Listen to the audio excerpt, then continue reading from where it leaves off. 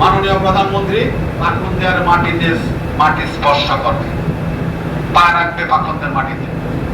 একটা রাজনৈতিক প্রোগ্রাম, এইটাই হলো ওই যে চেয়ারম্যান বাড়ি ঘাট, এটা প্রস্তুত করা হইতেছে। সেখানে সেই রকম জনসমাগম দেখাইতে হবে যদি পাখন্দিয়া কটিয়াদের উন্নতি চাও। এখানে উনি রাজনৈতিক বক্তব্য দিবে, এখানে আমরাও থাকবো, তোমরা থাকবা। তোমরা কেউ নেতা না, কেউ মঞ্চ উঠতে না, তোমাদের সভাপতি সহ কেউ মঞ্চ উঠতে পারবে না। তোমাদের জায়গা মঞ্চে না, মঞ্চে হয়তো আমি চেষ্টা করতেছি আমার কিছু সিনিয়র নেতাদেরকে রাখার জন্য, ঠিক না?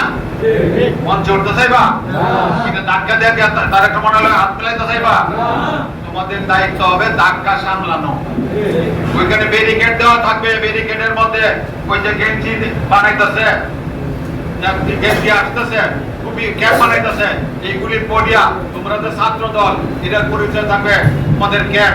এইটা পডিয়া, এই যে মানুষ হাজার হাজার লাখ লাখ মানুষ যে ভিড় করবে, খেলা ডেলি করবো, এই খেলা সামলানি হলো তোমরা দায়িত্ব। পারবা?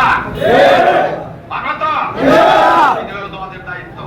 এই প্রোগ্রামটা যদি দায়িত্ব যদি সঠিক পালন করতে পারো আর মানুষের সমাগম করতে পারো, এটা শুধু পুরুষ না, মহিলারাও যাবে, মহিলারাও যাবে। তাদের নিরাপত্তা, মানুষের নিরাপত্তা, আইন শৃঙ্খলার দায়িত্ব হলো ছাত্র দলেরই বেশি।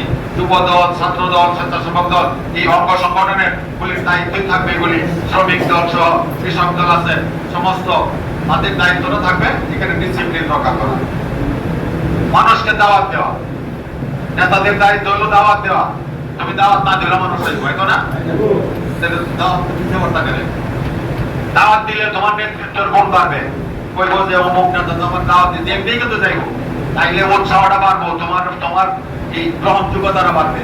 দাওয়াত দিতে কোনো ভুল করবে না, লোকজন তো সিঙ্গেল যাইবা না, লোক লয়ে যাইবা।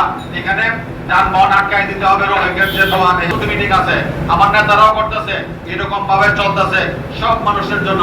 এখানে যদি মানুষের সমাগম বেশি দেখে, তাইলে তারেক রহমান সাহেবের কাছে এই এলাকার এমপি সাহেবের গ্রহণযোগ্য দিতে পারতো না। একটা দাবি লয়ে গেলে ওনার আমার কথা শুনবে না।